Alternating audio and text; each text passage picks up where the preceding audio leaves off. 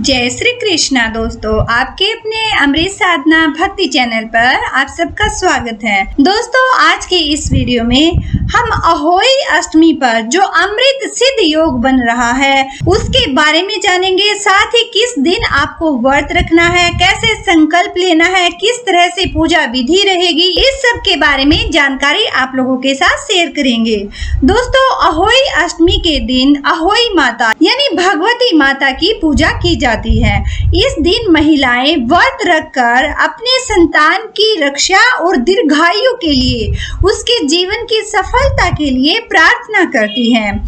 जिन लोगों को संतान नहीं हो पा रही है उनके लिए ये व्रत विशेष होता है, और जिनकी संतान दीर्घायु नहीं होती हो यानी उनके बालक होते हैं लेकिन बालक होने के बाद अल्पायु में ही उनका देहांत हो जाता है, तो ऐसे में ये व्रत बहुत ही ज्यादा शुभकारी होता है। संतान सुख की कामना करने वाले के लिए और जिनके पास संतान है उनके संतान की दीर्घायु और जीवन की सफलता के लिए ये व्रत बहुत ही ज्यादा कल्याणकारी शास्त्र में बताया गया है।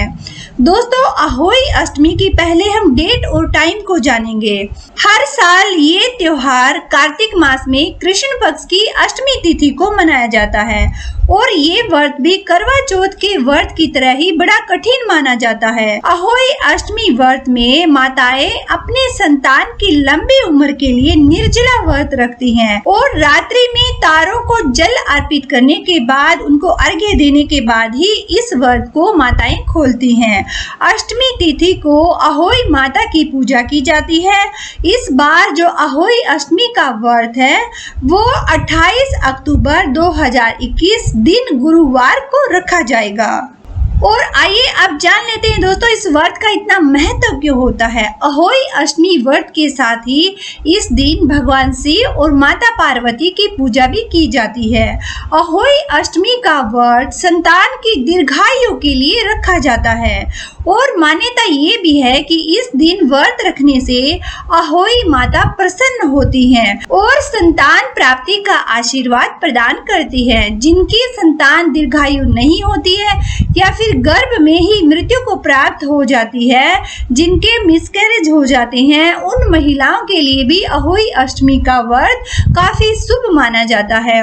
ये उपवास आयु कारक और सौभाग्य कारक होता है। तो दोस्तों, ये संक्षेप में हमने इस व्रत का महत्व जाना और किस प्रकार से इस उपवास को करना चाहिए, व्रत कैसे रखना चाहिए, उसके बारे में भी आइए हम जान लेते हैं। दोस्तों, प्रातः स्नान करके अहोई माता की पूजा का संकल्प करें। और दोस्तों, व्रत का संकल्प करते समय आपको सुबह नहा धो करके स्वच्छ वस्त्र धारण कर लेने हैं, और अहोई माता की पूजा का व्रत का जब आप संकल्प करेंगे तो माता रानी को हाथ जोड़ करके प्रणाम कीजिएगा, और दाहिने हाथ में जल लेकर के उसके नीचे अपने लेफ्ट हैंड को बाएं हाथ को रख दीजिएगा, और माता की तरफ देखते हुए और अहोई माता का ध्यान करते हुए अपने व्रत के संकल्प के बारे में बताइएगा कि हे माता रानी, मैं अपने संतान सुख के लिए, उनकी दीर्घायु के लिए, उनकी सफलता के लिए, उनके जीवन की रक्षा के लिए इस व्रत को कर रही हूँ, और अपने व्रत को मैं निर्विघ्न पूर्ण कर पाऊँ।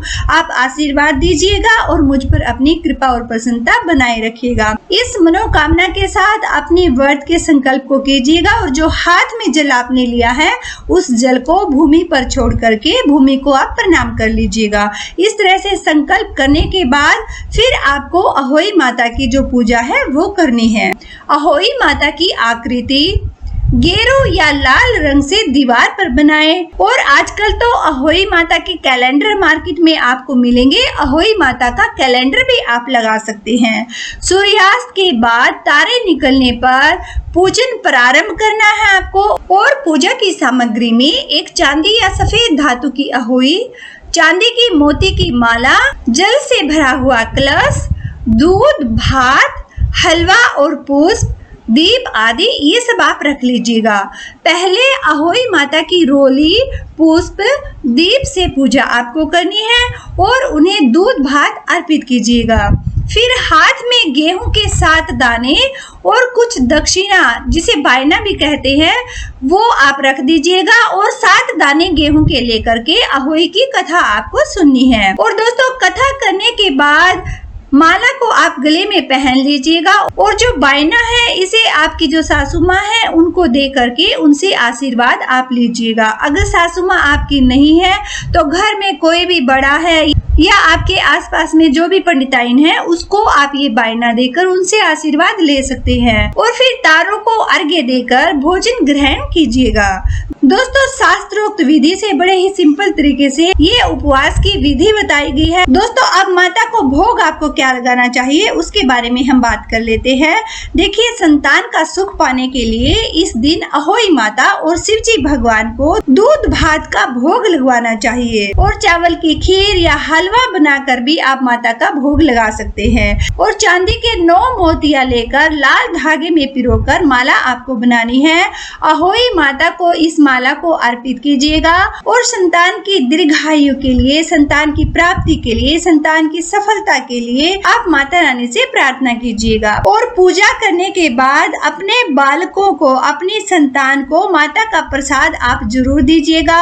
अगर बेटे की कोई संतान नहीं हो रही है तो बहू को, और बेटी को अगर संतान नहीं हो रही हो तो बेटी को माला धारण आप करवाइएगा। दोस्तों ये व्रत की सफलता के कुछ विशेष उपाय हैं जो हमें जरूर करने चाहिए। अब कौन सा शुभ योग बन रहा है उसके बारे में भी हम जान लेते हैं। इस दिन सुबह 9:42 से गुरु पुष्य नक्षत्र लग जाएगा जो पूजा के लिए अत्यंत शुभ रहेगा। अमृत सिद्ध योग सुबह 9:42 से शुरू होगा जो कि 29 अक्टूबर को सुबह 6:25 तक रहेगा। अमृत सिद्ध योग में किया गया कोई भी शुभ कार्य हमेशा सफल होता है। साफ शब्दों में अगर हम कहें तो इस योग में किया गया पूजन कार्य बहुत ही ज्यादा उत्तम शुभ फल को देने वाला होता है और आपके आने वाले समय में बहुत जल्द आपको इसका निश्चित तौर पर फल भी प्राप्त होता है। तो दोस्तों इस अमृत सिद्ध योग में माता रानी की बड़ी श्रद्धा से आप पूजा कीजिएगा, अपने व्रत को कीजिएगा। आपकी जो भी मनोकामना होगी माता रानी की कृपा से बहुत ही जल्द पूर्ण होगी। और आइए दोस्तों अब व्रत के शुभ मुहूर्त के बारे में हम जान लेते हैं। दोस्तों अष्टमी तिथि 28 अक्टूबर 2021 दिन गुरुवार को दोपहर 12:51 से शुरू हो रही है जो कि अगले दिन 29 अक्टूबर सुबह 2:10 तक रहेगी। और इस दिन पूजा का जो शुभ समय है शाम के 6:40 से लेकर के 8:35 तक का रहेगा। तो इस शुभ समय के दौरान आप अपनी कथा को, अपने अहोई पूजन को संपूर्ण कीजिएगा। ओके दोस्तों अहोई अष्टमी व्रत के बारे में जो भी संबंधित जानकारी थी वो हमने आप लोगों के साथ शेयर की है। उम्मीद करते हैं दोस्तों वीडियो आप लोगों को जरूर पसंद आई होगी। तो वीडियो को आप ज्यादा से ज्यादा शेयर कीजिएगा, अगर पसंद आए तो लाइक कीजिएगा और दोस्तों कमेंट सेक्शन में जय अहोई माता लिखना मत भूलिएगा। बोलिए अहोई माता की जय हो।